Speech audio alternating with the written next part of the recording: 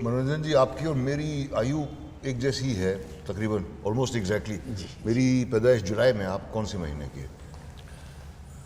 बताएं ना। मेरे माँ बाप तो पढ़े लिखे थे नहीं, उनको मालूम ही नहीं था कि महीना कौन सा है और साल सब भूल गए थे, साल कौन सा है सब भूल गए थे। राइट। उस जमाने में तो लोग इस तरह कहते थे कि वो जिस साल बाढ़ आया था, हाँ जी, जिस साल आम बहुत आए थे, उस साल में पैदा हुए थे। तो लेकिन 1950 की है ही पैदाइश आपकी, मेरी भी। मैं ऐसा मानता हूँ। और मेरी शादी को 37 साल हो गए हैं। मेरी पत्नी मुझे कल याद दिला रही थी। आपकी शादी को कितने साल? बस उतने ही? मान लीजिए उतना ही। तो बहुत कुछ कॉमन है। आपकी किताब मैंने पढ़ी, बहुत मैं प्रभावित हुआ आपकी किताब से। जो जिस सरलता से और सीधेपन से आपने ये किताब लिखी है, मैं बहुत ही अच्छी लगी। कहानी तो खैर ऐसी है कि मैं उसको रख ही नहीं सका। मैं रात को पढ़नी शुरू की और मैं पढ़ता गया बिल्कुल आखिर तक, और एक दिन बाद मैंने दोबारा पूरी की पूरी किताब पढ़ी। और जो एक और बड़ी इंटरेस्टिंग बात मुझे पता चली कि आपने लिखना पढ़ना बहुत देर से सीखा। ज़्यादातर लोगों को शर्मिंदगी होती है इस बात पे, लेकिन आपको तो गर्व है कि इतने मुश्किल हालात में। तो उसके बारे में कुछ बताएं कि ये कैसे हुआ। मेरा किस्मत अच्छा था कि मैं कुछ अच्छे लोगों से मिल पाया था। तो इसके लिए मैं पढ़े लिखे तो थे नहीं, लेकिन देश दुनिया के बारे में, यहाँ तक कि राजनीति के बारे में भी मेरा काफ़ी जानकारी था। जब तक हम पढ़े लिखे थे नहीं, तब तक हम रशिया, चीन, लेनिन, मार्क्स, इन सब के बारे में हम जान चुके थे। अच्छा। आप बैंक में 100 रुपया डालेंगे तब तो उसका 105 रुपया सूद होगा। तो इन देश, इन समाज, इन मनुष्यों ने अगर हमको कुछ प्यार, मोहब्बत, सहायता दिया होता तो हम भी उसको वापस करते। तो किसी ने तो दिया नहीं, समाज ने दिया नहीं, इंसानों ने दिया नहीं, तो हम भी उनको वो रिटर्न नहीं कर पाए। वो जो हमको दिया, हमारे ऊपर अन्याय, अत्याचार, उसको हमने रिटर्न किया। उसको हमारे निगाह में था कि हम सही कर रहे हैं, लेकिन हमको समाज विरोधी कहा जाता था। तो उसके लिए हमको जेल जाना पड़ा था। वो तो आप जब नक्सलिज्म, जब आप नियोगी साहब से मिल चुके थे? नियोगी जी से बाद में मिले। पहले तो जेल से छूटने के बाद? छूटने के बाद। अच्छा। पहले तो नक्सलाइट लोगों के साथ हम मिले, लेकिन नक्सलाइट होने के लिए, क्रांतिकारी होने के लिए उनको सोच में जो परिपक्वता होना चाहिए था, मेरे पास तो था नहीं, क्योंकि मैं तो पढ़े लिखे नहीं थे। मेरे पास गुस्सा बहुत था। इन व्यवस्था को मैं बदलना चाहते थे, क्योंकि व्यवस्था हमारे लिए, हम जैसे लोगों के लिए जीना दुभर कर देते हैं। तो ये समझ को बदलना पड़ेगा। लेकिन बदलने का लिए जो एक वैज्ञानिक तरीका होता है, जो मार्क्स साहब ने लिख के गया है, वो उस बारे में तो हमको जानकारी था ही नहीं। इसके लिए हमारे पैर जो है कभी कभी फिसल जाया करता था, सही दिशा में जा नहीं रहा था। तो एक गुंडा के रूप में मान लीजिए हमारा पहचान बन गया था, तो हमको जेल जाना पड़ा। नक्सलाइट लोगों के साथ हमारे पहले जान पहचान थे, बाहर में भी और अंदर में जाके भी तो हमारे जान पहचान हुआ। अरेस्ट आपको किस बेसिस पे किया गया था? बम फेंकना, अच्छा। किसी का जान से मार देने का प्रयास करना। अच्छा। ये सब था। ये सारे काम किए थे आपने? अभी कैमरे का सामने मैं कैसे बोलूं? पुलिस ने जब पकड़ा तो पूजा पाठ तो नहीं किए। नहीं, एक और बात जो मैं पूछना चाह रहा था, आपने ये कहा कि पढ़ने लिखने सीखने से पहले भी मैं दुनिया की व्यवस्था, मार्क्स, लेनिन वगैरह के बारे में उनसे परिचित था। ये कैसे हुआ? मैं रिक्शा चलाया करता था, तो उस समय जो अभी तो देखने को नहीं मिलता है, लेकिन उस समय सब वो तमाम जो यूनिवर्सिटी के लड़के लोग इकट्ठा हुआ करते थे, एक जगह बैठ के गप लड़ाते थे, तो हम उस सब सुनते थे। अच्छा लगता था उन सब की बात, क्योंकि वो एक समाज बदलने की बात कर रहा है। वो जिन व्यवस्था को लाने को बात कर रहा है, वो मैं सोच रहा था कि वो बहुत अच्छा एक व्यवस्था है, जहाँ कोई छोटा होगा नहीं, कोई बड़ा होगा नहीं, हर एक के पास खाने का साधन होगा, हर एक को बराबरी का इज्जत मिलेगा, रहने का मकान मिलेगा। हम जैसे लोग जो फुटपाथ में सोए हुए रहते हैं, ऐसा किसी को रहना नहीं पड़ेगा। तो वो बात हमको बहुत अच्छा लगता था। आपका इकबाल फिल्म हमने देखा, एक आपका जैसे एक जेल में आपको हम सामने दिख रहा है, आप उसमें अभिनय किए, लेकिन आपका ही एकदम हूबहू आप जैसे एक व्यक्ति हमको जेल में मिल गया था, जो हमको देखे हमसे उनको क्या दिल का लगाव हो गया पता नहीं। वो बोला बेटा तेरे बाहर में कौन कौन है?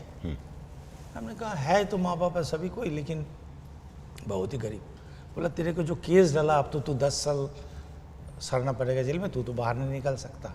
तो ये जो समय है इसको तू मत गवा, क्योंकि जेल में जो लिखाई पढ़ी जानता है वो राइटर का काम करता है। चिट्ठियां लिखना किसी को कोर्ट भेजना है, कोई कोर्ट से आया वो सब लिखता है। थोड़े बहुत लिखाई पढ़ी जो जानता है वो करता है, और जो नहीं जानता है वो उसको तो डैग ढूंढना पड़ता है, बहुत मेहनती काम है। तो बोले बेटा तू अगर ये थोड़ा सा सीख लेगा ना तो तू राइटर बन जाएगा।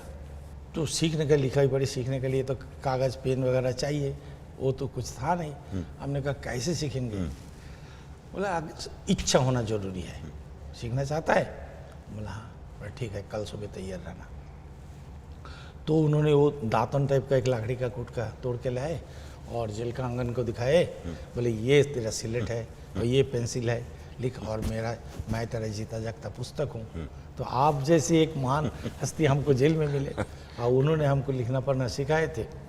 और जेल का राइटर बनने के लिए ही हमने अक्षर सीखे, लेकिन आके क्या किस्मत बाहर का राइटर बन गया। जेल का तो नहीं बन पाया। लेकिन किताबें तो आपने कितनी 20 लिखी हैं?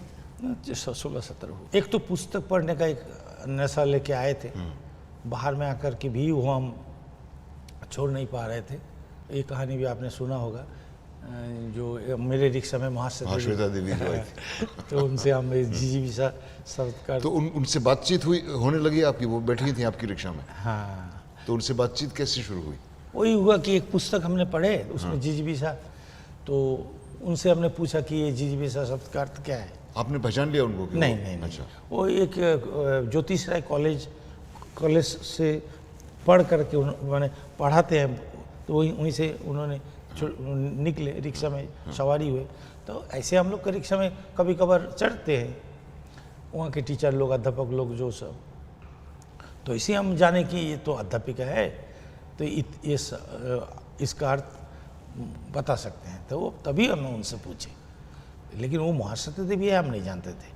तो वो उन्होंने पूछा कि ये सब तेरे को कहाँ से मिला? हम बोला एक पुस्तक से मिला। तो बोले तू पढ़ा लिखा कितना दूर? हम बोला हमने तो कभी पढ़ाई लिखाई किया नहीं है, तो कैसे पुस्तक पढ़ लेते हैं? हम बोला ऐसे ही हम सीखे हैं। तो कौन सा पुस्तक पढ़ा? तो हम 8-10 पुस्तक का नाम ले लिए, जिसमें 4-5 उनका था। इसके पीछे रीज़न यही था कि जेल में तो हम महाश्वेता देवी के बारे में बहुत ज़्यादा सुने थे, क्योंकि उनका 1084 माह वो पुस्तक उस समय बहुत फेमस हुए थे, नक्सल लड़के के ऊपर में ही लिखा गया था। फिर बाहर में जब आए तो उनका बहुत सारे हम पुस्तक मांग के किसी से पढ़ लिए थे। तो उनकी पुस्तक भी 4-6 का नाम हमने ले लिया। तब जब रिक्शा से उन्होंने उतरे, हंसे पीछे पर, तो रिक्शा से जब उतरे तो बोले हमारी एक पत्रिका निकलता है, उसमें तेरे जैसे लोग लिखते हैं, कम लिखे पढ़े लोग, तू लिखेगा क्या? बोला अब तक तो हमने कभी कुछ लिखा नहीं, पढ़ा बहुत लेकिन लिखा नहीं। तो बोला अब लिख।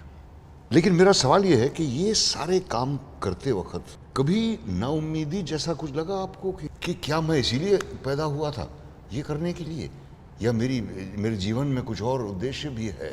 नहीं, वैसा तो मेरे जीवन में कुछ उद्देश्य है ऐसा नहीं लगा? नहीं, ऐसा नहीं। जीना ही हमारे लिए बहुत बड़ा उद्देश्य था। आज तो जिंदा हूँ, काल कैसे जीऊँगा ये।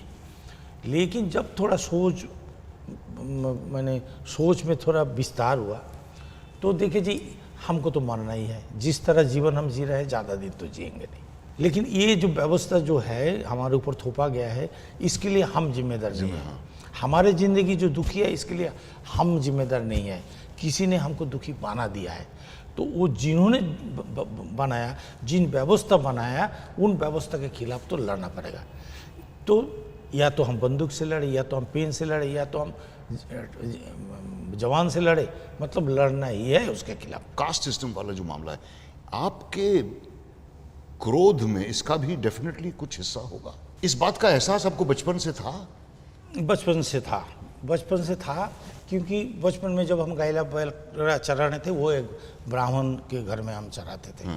वो हम देखते थे कि एक टूटा फूटा बर्तन में खाना दिया करता था, ऊपर से ऐसे डालता था। माँ भी तो हमको खाना परोसता है, हमारे गांव के लोग भी तो हमको खाना परोसता, कभी कभार हम तो खाए, लेकिन उनके घर में जब कहते थे ऊपर से ऐसे ताकि छो ना हाथ में वो तो परछाई पड़ जाए तो फिर वो गंदा हो दाल ऐसे डाला कि आँख में चला गया। तब फिर पता चला कि ये ब्राह्मण है और हम जाता। ये आप कितनी उम्र के थे तब? 10-12 साल। 10-12 हाँ, उसके बाद में तो और क्या बताया गया आपको कि ये ब्राह्मण हैं तो ये हाँ, बहुत ये अच्छे लोग हैं, ऊंचे- ये ऊंचे हैं, हाँ, ऊंची जाति क्या हम है। उन तक नहीं पहुंच सकते, हमें सोचना भी नहीं चाहिए। और फिर बाद में जब देखते गए हम बड़े बड़े होते, थोड़े बहुत बड़े होते गए, तो देखे कि हमारे जैसे ही वो जान गए कि हम चंडाल है, हम नमशूद्र है, तो हमसे थोड़ा दूरियां बना के रख रहे थे वो लोग। लेकिन हमारा वामपंथी जो आंदोलन का समय जो था, वामपंथी जो कार्यकर्ता लोग, वो तो एक साथ हम मिलजुल के रहे, हमने बीड़ी पी के दिए, वो पिए, वो तो। लेकिन वो आंदोलन जब थप गया, फिर दोबारा वही फिर छुआछूत आने लगा। आज भी वही कुछ देखने को। बिल्कुल, अभी तो वो राज कर रहा है और ये तो और बढ़ेगा, मुझे डर है। तो हमको बोला जा रहा है कि आप हिंदू हो और हमको उस मंदिर में घुसने नहीं दिया जाएगा जो हिंदू का देवता है। देवता में उतना, देवता को हम छुएंगे तो देवता अशुद्ध हो जाएगा। हम छूने के बाद में हम शुद्ध नहीं बन सकते, माने देवता से भी हम बड़े हो गए। तो हमने जाना कि ये जो धर्म है ये हमारे लिए नहीं, हमारे लिए नहीं है, तो इसके खिलाफ हमको बोलना ही चाहिए। हम बोलते गए। आपकी किताब जो है, लेकिन हमारे ऐसा लगता है हमारे पूरे देश का एक वो है, एक मिनिएचर पेंटिंग, एक संक्षिप्त और संपूर्ण तस्वीर। सारे जो इंसिडेंट्स होते हैं, वाकये जो होते हैं, और जितने कैरेक्टर्स हैं, अच्छे भी हैं, बुरे भी हैं, कुछ ऐसे हैं जिनको मालूम नहीं कि अच्छा है या बुरा। ये बिल्कुल एक, मुझे तो एक हमारे देश की तस्वीर लगी। मुझे मालूम नहीं कि आपका ये इरादा था कि नहीं ये किताब लिखते वक्त, कि एक सिंबल की तरह ये सारी बातें। मैंने सिर्फ इसको एक थ्रिलर, एक बहुत ही थ्रिलिंग किताब है, बहुत ही इंटरेस्टिंग है, जो सारे इंसिडेंट्स होते हैं बहुत ही एक्साइटिंग है। मुझे कोई हैरत नहीं होगी अगर कल बॉलीवुड वाले आपके पीछे पड़ जाएं कि हमें इसकी फिल्म बनानी है। बनाने मत दीजिएगा। अगर आप जैसे कोई महान अभिनेता आए और बोले इस कैरेक्टर को हम करेंगे, तब तो। हाँ, तो मुझे अकेले से तो नहीं होगा ना। नहीं, मैं ये पूछ रहा हूँ कि आप एक तो आप कह रहे हैं कि इन सारे कैरेक्टर्स को आपने देखा है, उनमें से कई जो हैं ऐसे भी होंगे जो आप, जिनके साथ आपका वास्ता पड़ा है जिंदगी में भी। तो क्या ये आपका उद्देश्य था कि देश की एक संक्षिप्त तस्वीर भी बन रही है इन सब इंसिडेंट्स? उतना हम सोचे नहीं। हमने सोचा कि हमारा एक सामाजिक दायित्व है। हमने सोचा जेल के अंदर तो हर लोग जा नहीं सकते, बहुत सारे लोग जाते हैं लेकिन वो लिख नहीं सकते। जो लोग लिख सकते थे उसमें से बहुत सारे लोग अब जिंदा नहीं है। हम जिंदा बच गए, तो जिनको हम जेल में देखे उनको जैसे देखे उसका एक चित्रण किया जाए। Anyway, आप मुझे इस पुस्तक पे हस्ताक्षर करके मेरे नाम से ये मुझे आप प्रेजेंट कर दीजिए प्लीज। हमको जिंदगी ने कुछ नहीं दिया, धोखा के सिवा कुछ नहीं दिया। बहुत दुखी थे, लेकिन आज मैं मान रहा हूं कि नहीं, जिंदगी हमको हर चीज धोखा नहीं दिया। इतने बड़े महान अल्बर्ट पिंटो को गुस्सा क्यों आता है, तब से इनको हम जानते, इन गुस्सेल व्यक्तियों को हम जानते। मैंने आज भी, अभी भी हमको लग रहा, महाश्वेता देवी से जिस दिन मुलाकात हुआ था वो लग रहा था सपना है, और आज भी लग रहा ये सपना है।